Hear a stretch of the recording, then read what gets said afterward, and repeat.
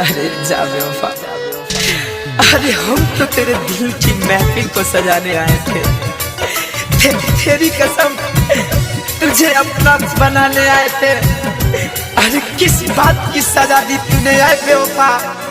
अरे हम तो तेरे दर्द को भी अपना बनाने आए थे। जाता दूता जाए करे जा, जिंदगी में कबहू अइहाना। जाता दूता जाए करे जा, जिंदगी में कबहू अइहाना। हम तोहरा के याद करबू तो, हम तोहरा के याद करबू तो, तू हम याद में अइहाना। जाता दूता जाए करे जा, जिंदगी में कबहू अइहाना। जाता दूता जाए करे जा, जिंदगी में कबहू अइहाना। अरे कुछ तो लगे दिल पे जख्म इतने गहरे थे, उस पे भी तेरे अश्कों के पहरे थे। अरे तेरे ठुकराने के बाद तो हमें मर ही जाना था, पर हम इस दुनिया में तेरे लिए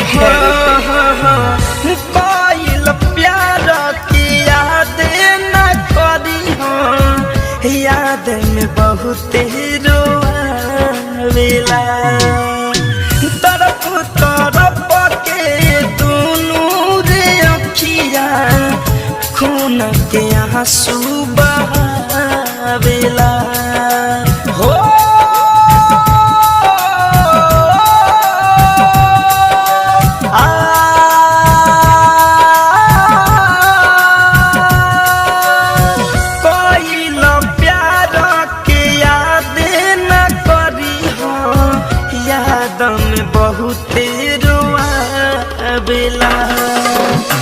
तरफ तरफ के दोनों रे अखिया, खून के आंसू बहावेला।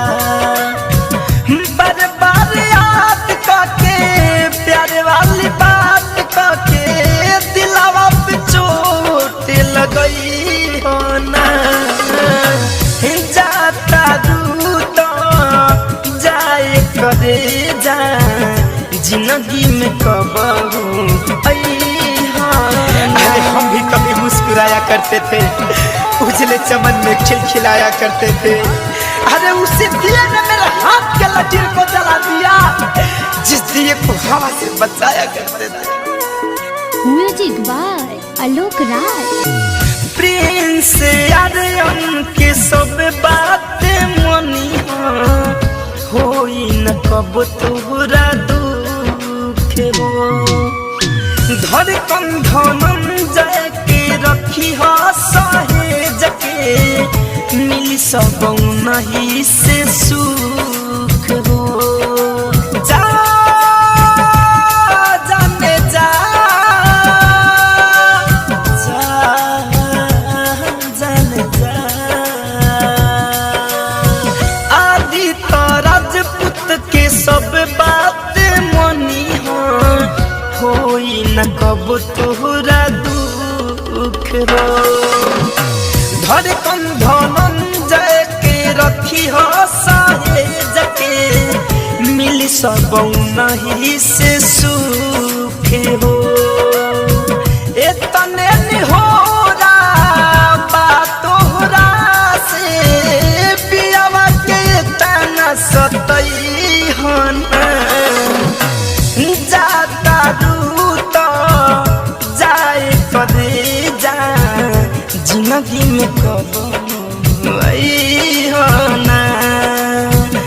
जाता दूता जाए करे जा, जिंदगी में कबहू अइहाना।